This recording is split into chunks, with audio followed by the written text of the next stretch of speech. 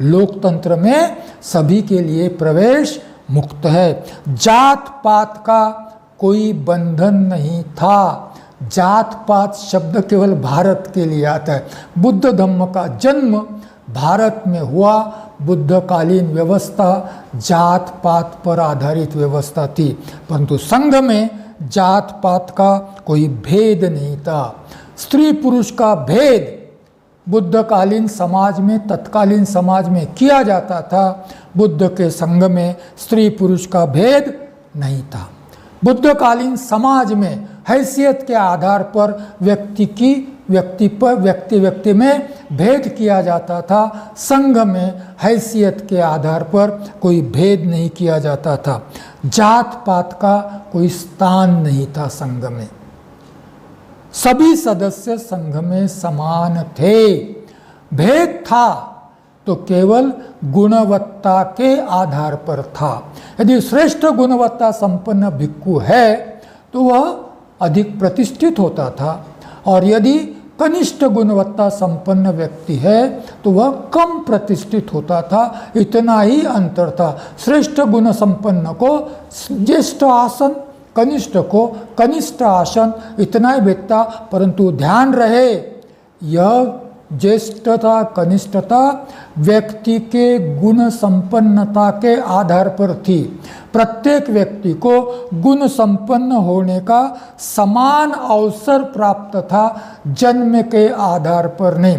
मैं ब्राह्मण हूँ जन्म से तो मैं श्रेष्ठ हूँ, ऐसी अवधारणा संघ में नहीं थी। श्रेष्ठ होना है तो श्रेष्ठ बनना पड़ेगा, श्रेष्ठता अर्जित करनी पड़ेगी, जन्म से प्राप्त नहीं होगी। और इसी को कहते हैं प्रतिष्ठा का समान अवसर, और प्रतिष्ठित होने का भी समान अवसर सबको था। और यह थी संघ का लोकतंत्र।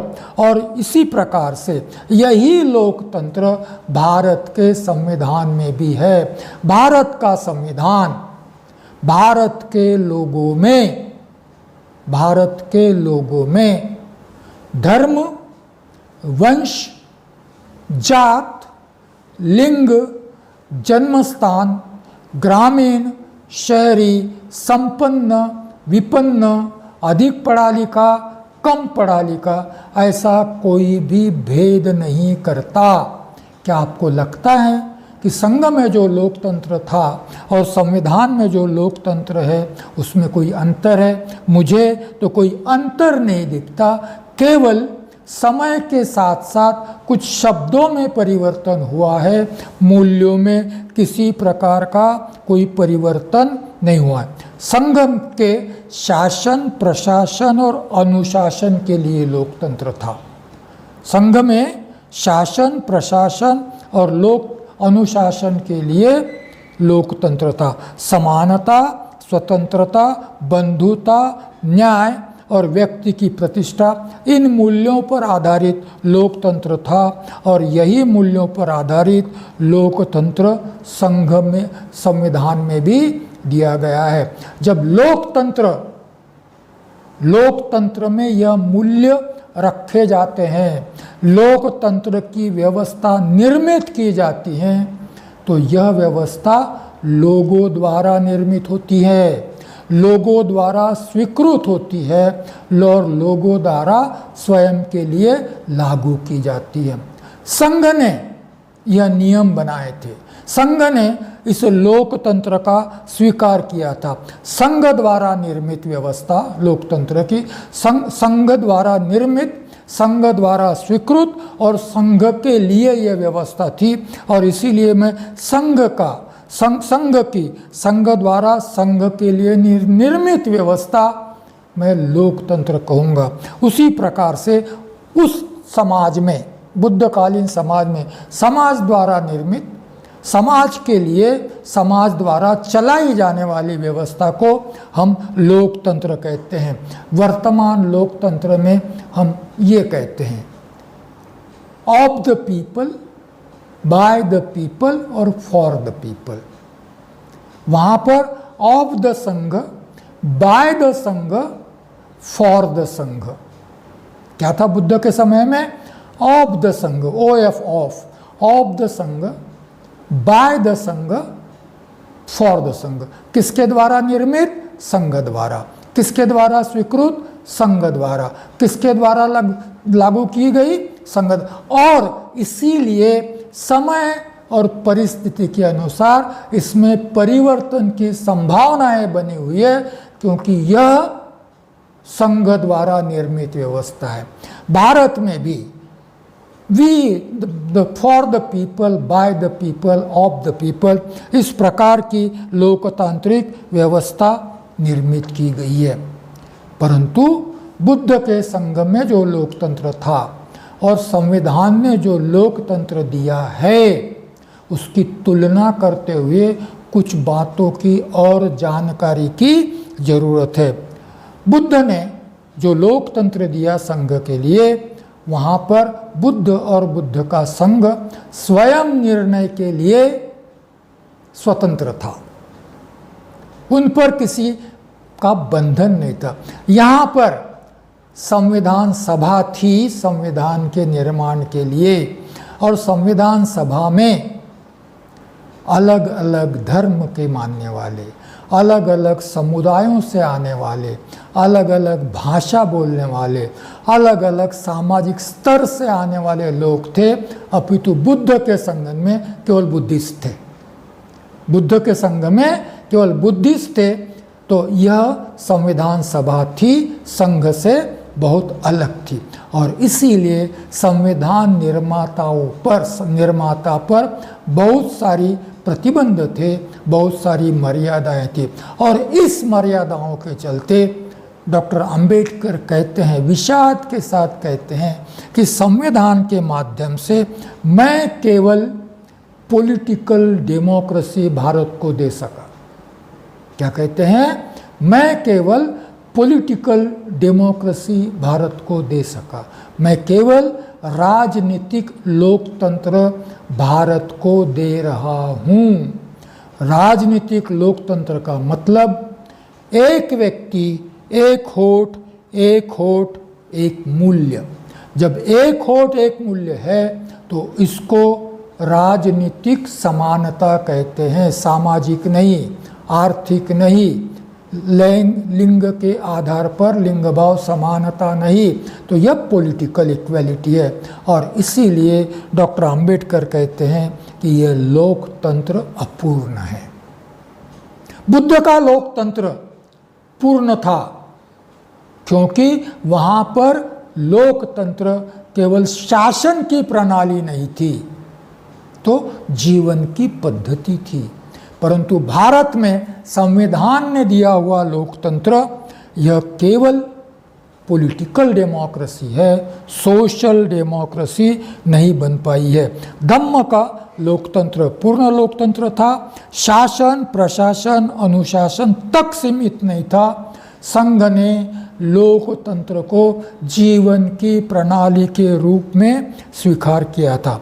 इसका अर्थ यह होता है, संघ में भिक्खु भिक्खुओं के परस्पर संबंध, अनुशासन की बात छोड़ दीजिए, भिक्खु भिक्खुओं के परस्पर संबंध, समाज में भिक्खु और उपासक उपासिका के संबंध, और समाज में एक उपासक उपासिका का दूसरे उपासक उपासिका के साथ संबंध, इन सारे ही संबंधों का आधार संघ हो या समाज हो, इन सारे ही दोनों जगह पर संबंधों का आधार समानता, स्वतंत्रता, बंधुता, न्याय और व्यक्ति की प्रतिष्ठा होने की वजह से वह लोकतंत्र पूर्ण लोकतंत्र था, क्योंकि समाज और संघ ने लोकतंत्र को जीवन की पद्धति करके स्वीकार किया था। इसका उदाहरण बुद्ध एंड इस धम्म को पढ़िए, मिल जाएगा। वज्जी के गणराज्य का उदाहरण दिया जाता है। यह उपासक उपास्यों का गणराज्य था। बुद्ध को मानने वाले, धम्म को मानने वाले लोगों का यह गणराज्य था। कैसा था, क्या था उसमें? बुद्ध पूछते हैं जब अजातशत्रु वज्जी पर आक्रमण करना चाहता है, तो उसके पहले वह बुद्ध से पूछना चाहता था और इसीलिए अपने अमात्य वर्षकार को वह बुद्ध के पास भेजता है कि मैं वज्जी पर आक्रमण करना चाहता हूँ, बुद्ध की क्या राय है। तो फिर बुद्ध और आनंद का संवाद होता है। बुद्ध आनंद से पूछते हैं, क्या वज्जी सार्वजनिक समितियों के द्वारा नियमित बैठकें करते हैं? क्या वज्जी मिलजुल कर निर्णय करते हैं? क्या वज्जी अपने ही बनाए निर्णयों का, नियमों का पालन करते हैं? क्या वज्जी ज्येष्ठों का आदर सम्मान करते हैं? क्या वज्जी महिलाओं को समानता, आदर और सम्मान देते हैं? क्या वज्जी जीवन में धम्म का पालन करते हैं, धम्म जीवन जीते हैं? तो आनंद कहता है हाँ बनते। आनंद क्या कहता है? हाँ बनते। तब बुद्ध वर्षकार को कहते हैं, वर्षकार की संबोधित करके कहते हैं, जब तक वज्जी धम्म जीवन का पालन करेंगे, जब तक वज्जी लोकतांत्रिक जीवन पद्धति को अपनाए रहेंगे, तब तक वज्जियों का ह्रास, वज्जियों का विनाश कभी नहीं होगा। हमेशा वज्जियों की उन्नति होगी, वज्जियों का उत्कर्ष होगा। 25 नवंबर 1949 फिर से एक बार यही बात डॉक्टर B.R. अम्बेडकर भारतीयों को समझाना चाहते हैं। केवल अपने समाज के लोगों को नहीं, भारतीयों को समझाना चाहते हैं और कहते हैं कि लोक संविधान में जो लोकतंत्र रखा गया है वह केवल पॉलिटिकल डेमोक्रेसी है। वह लोकतंत्र अपूर्ण है। इस लोकतंत्र को सोशल डेमोक्रेसी, सामाजिक लोकतंत्र में परिवर्तित करना पड़ेगा। पॉलिटिकल डेमोक्रेसी में भी समानता, स्वतंत्रता, बंधुता, न्याय और व्यक्ति की प्रतिष्ठा यह मूल्य अवश्य है, परंतु वह मूल्य केवल शासन प्रशासन के लिए है। वह मूल्य केवल काय के लिए है? शासन प्रशासन के लिए।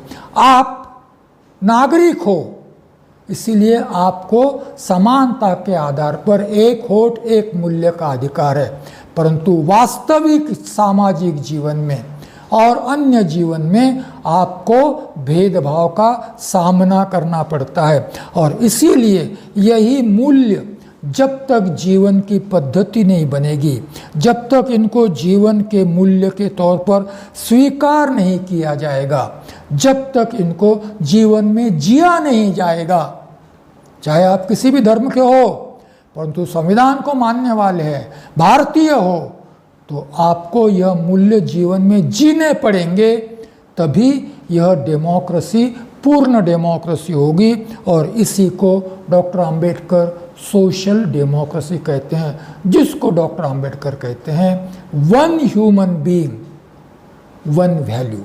मैं ह्यूमन बीइंग शब्द जानबूझकर प्रयोग कर रहा हूँ। मैं एक मनुष्य एक मूल्य नहीं कह रहा। One human being one value ऐसा समाज प्रस्तापित करना है तो इन मूल्यों को जीवन का आधार बनाना पड़ेगा, जीवन की पद्धति बनानी पड़ेगी। हम पूरा भारतीय समाज और विशेष तौर पर बुद्ध और अंबेडकर को मानने वाला समाज, जरा देखते हैं पीछे मुड़कर हम कहाँ थे, कहाँ है और कहाँ जाना चाहते। हम धम्म और संविधान को अपना आदर्श मानते हैं, हम बुद्ध और बाबा साहब को अपना आदर्श मानते हैं। तो क्या 1950 में संविधान लागू हुआ इन्हीं मूल्यों के साथ। 1956 में हमने धम्म का स्वीकार किया इन्हीं मूल्यों के साथ। तो 1950 कहिए या 1956 कहिए, हमने कभी इन मूल्यों के आधार पर जीवन जीने का प्रयास किया।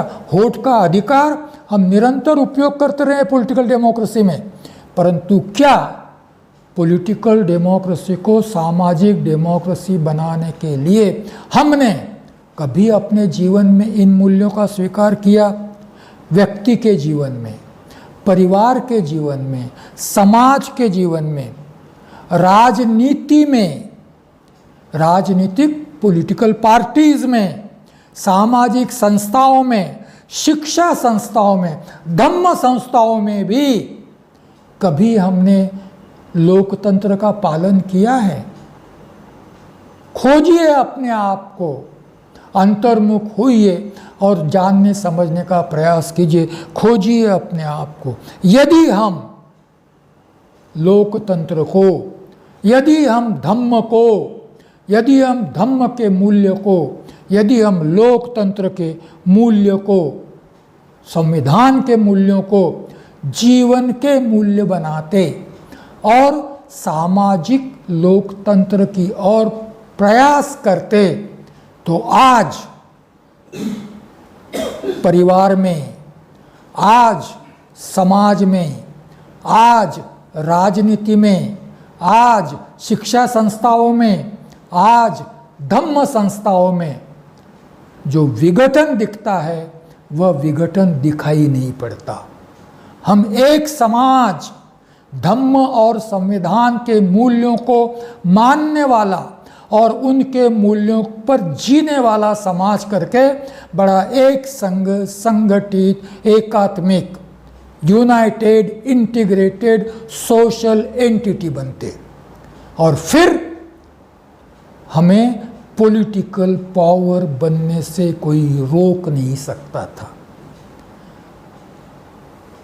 कमी हम में है, कमजोरी हम में है। मार्गदाता ने मार्ग बताए हैं, परंतु हम उन पर चले ही नहीं, केवल उनका नाम लेते रहे और सोचते रहे कि हमें बाकी सारी चीज़ें ऑटोमेटिक मिलेगी।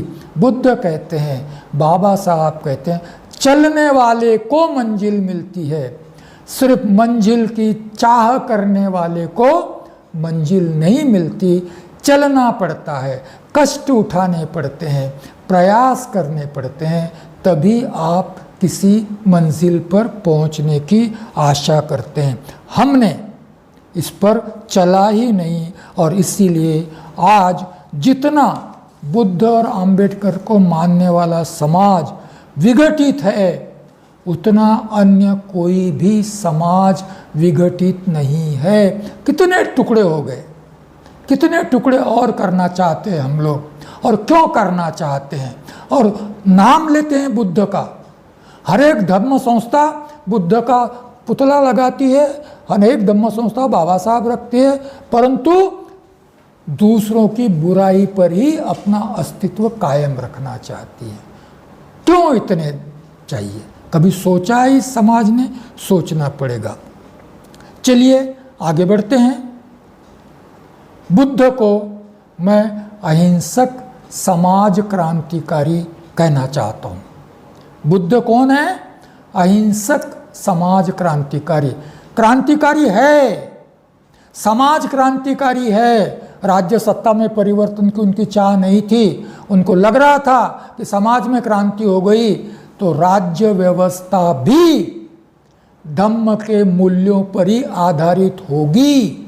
इसलिए राज्य क्रांति से समाज क्रांति नहीं, राजनीतिक क्रांति से समाज क्रांति नहीं, समाज क्रांति से राजनीतिक क्रांति।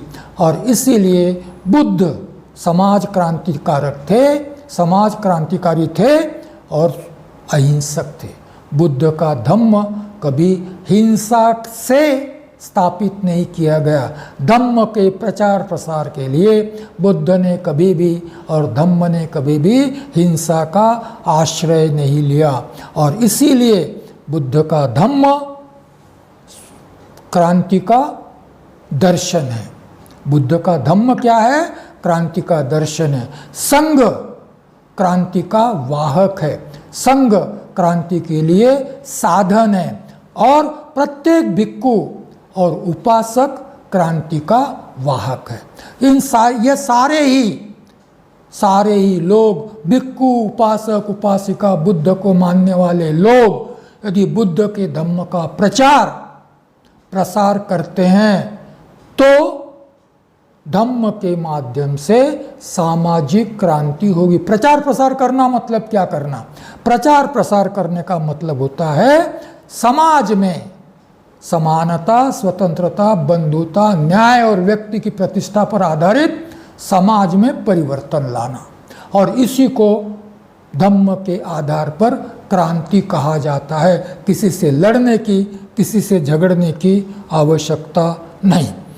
इसी प्रकार से डॉक्टर बाबा साहब आम्बेडकर भी सोशल रिवोल्यूशनरी माने जाते हैं, और वह भी अहिंसक समाज क्रांतिकारी माने जाते हैं। उन्होंने हमें दो साधन दिए हैं। बुद्ध ने तो केवल धम्म दिया था। बुद्ध ने केवल क्या दिया था? धम्म दिया था। डॉक्टर बाबा साहब आम्बेडकर ने हमें धम्म भी दिया, संविधान भी दिया, और दोनों के माध्यम से लोकतंत्र भी दिया। और धम्म काय के लिए? समाज क्रांति के लिए। संविधान काय के लिए? समाज क्रांति के लिए। लोकतंत्र काय के लिए? समाज क्रांति के लिए। और इसीलिए इनके माध्यम से यहाँ कहीं हिंसा नहीं है। धम्म के प्रसार में हिंसा नहीं है, संविधान के स्वीकार में हिंसा नहीं है, लोकतंत्र में हिंसा का सहारा नहीं लिया जाता।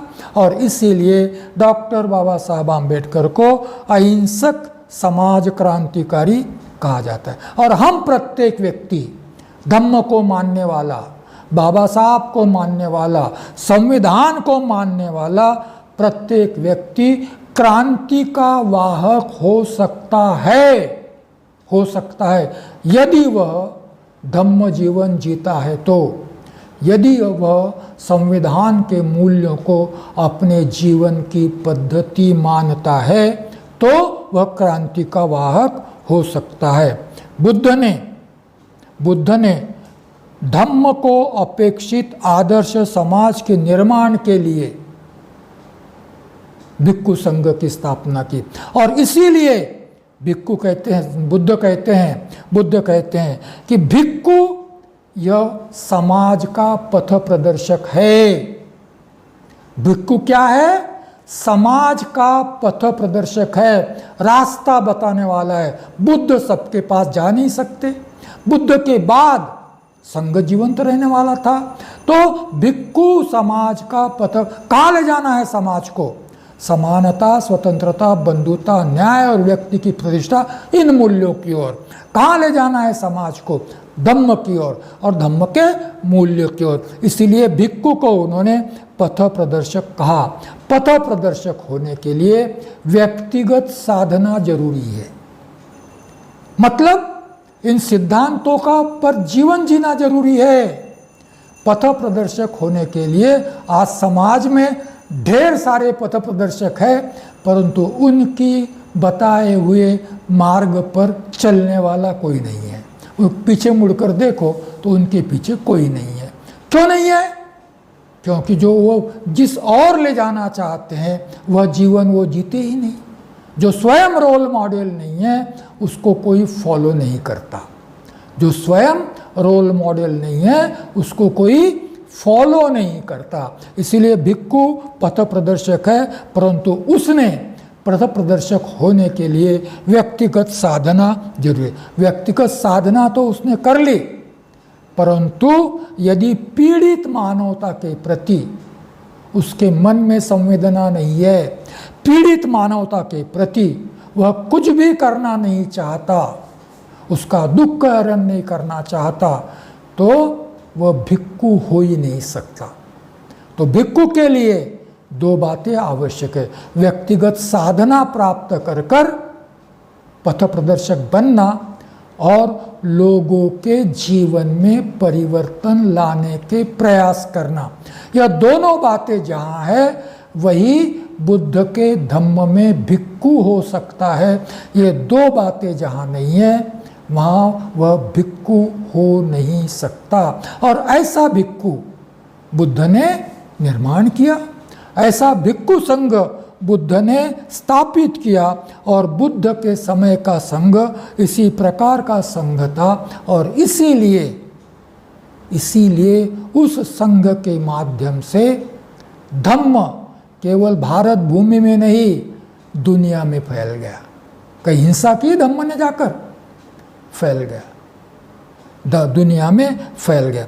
बुद्ध की देशना है बुद्ध कहते हैं एक जगह, हम योद्धा है। भिक्षुओं को संबोधित करते हुए बुद्ध कहते हैं, हम योद्धा है। भिक्षु पूछते हैं, हम योद्धा है तो कौन सी लड़ाई लड़ते हैं? वो बोलते हैं बुद्ध, जहाँ धम्म संकट में है, जहाँ प्रज्ञा संकट में है, जहाँ शील संकट में है, जहाँ मानवता पीड़ित है, जहाँ सिद्धांत खतरे में है, वहाँ हमें लड़ना पड़ेगा, परंतु यह लड़ाई अहिंसक होगी। मैं लड़ना नहीं चाहता, परंतु यदि कोई मुझसे लड़ना चाहता है तो मुझे लड़ना पड़ेगा, यह लड़ाई अहिंसक होगी। और बुद्ध स्वयं इस क्रांति के वाहक थे। बुद्ध ने अपने जीवन पर्यंत धम्म का प्रचार प्रसार किया। इसका मतलब धम्म क्रांति के दूत थे। वो समाज को बदलना चाहते थे, समाज को नए मूल्यों पर रचना करना चाहते थे। अन्यथा धम्म का प्रचार प्रसार का मतलब क्या है बुद्ध के लिए? और इसीलिए बुद्ध रोल मॉडल थे। संविधान भी इसी प्रकार, संविधान भी क्रांति का वाहक है।